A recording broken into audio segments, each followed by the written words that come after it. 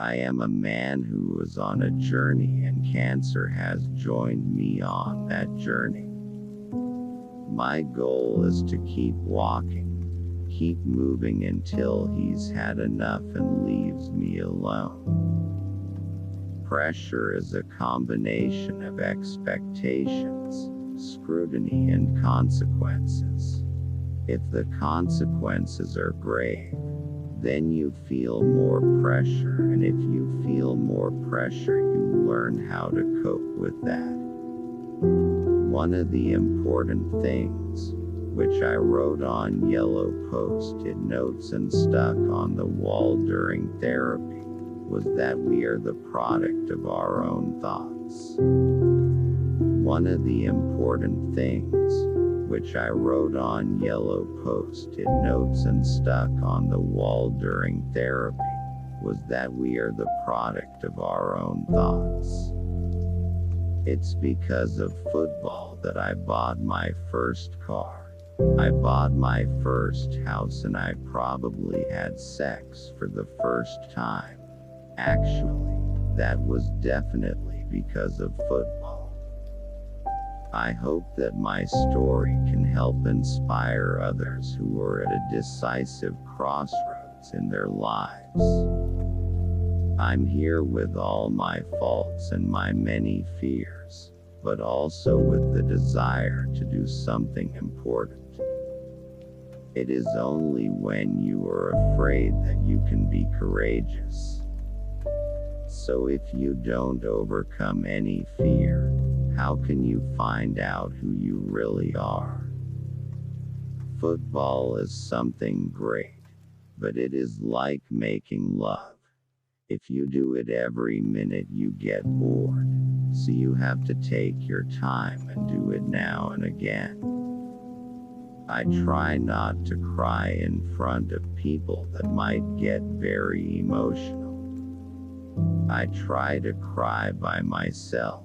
When I'm in a comfortable place, I don't hold anything inside. I just let it out, and I feel better afterwards. I knew that was going to be the last chance to play in the Champions League final.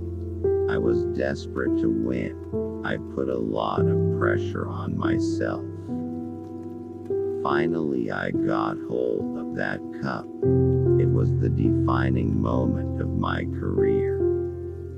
I got really emotional and nearly fainted on the pitch. My pleasure comes from doing my job in the best possible way. Whether it is at Chelsea or Juventus or Watford, it does not really matter. If I was a wealthy foreigner, I wouldn't want to invest in Italy because there are so many uncertainties, all the scandals related to corruption and match fixing. I tried to start looking at things differently. I tried to surround myself with positive energy. Meditation helped. Exercising, writing, reading, and learning new things. I wasn't particularly good at showing my emotions, and I kept things inside. It's not good. Now I realize that whenever I want to cry, I cry. As a player, I had the opportunity twice a week to play football in front of thousands of people, and I could make them happy by just scoring a goal. It's the inability to handle the pressure that makes a big difference between the Italian players and the England players when it comes to the World Cup stage. When you meet people, you don't want them to look at you and say, "Poor you." I just wanted to be treated like a normal person. You realize just by writing down everything you own that it's just materialistic stuff. We are much more than that. I never want to make the people dearest to me suffer. My parents, my brothers and my sister, my wife Catherine, our children Olivia and Sophia. I don't think Italian football is a particularly appealing product for anyone that wants to invest unless they are Italians that understand exactly what goes on in our country and the way things are done. The defenders can be clever and use everything within the laws of the game to stop the strikers scoring goals, and while some pulling is allowed, you need to be clever.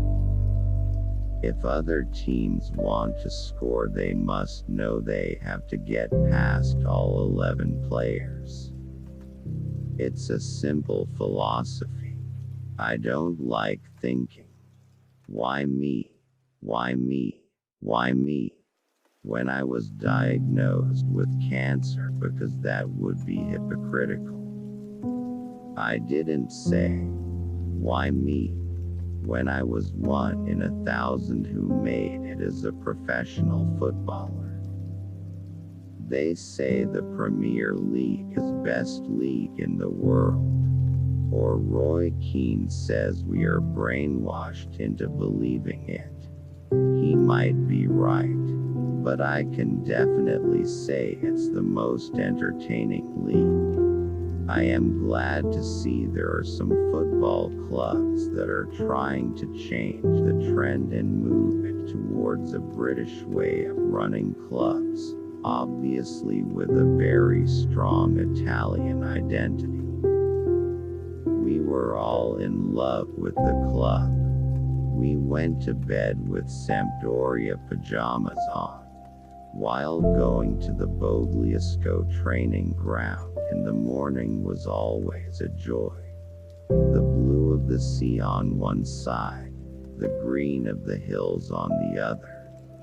Wonderful. Clubs have sponsors. They are just there for commercial reasons, but the club calls them partners. Then you have the fans. The fans are emotionally involved. They are loyal, and the clubs call them customers. I think fans owning a share of the club would mean the owners know what customers really think and feel. Management is about improving your relationship with the players and the journalists, about learning to read a game better so that you can make changes. In Italy, you lose a game, you can't walk out of the stadium without having a police escort.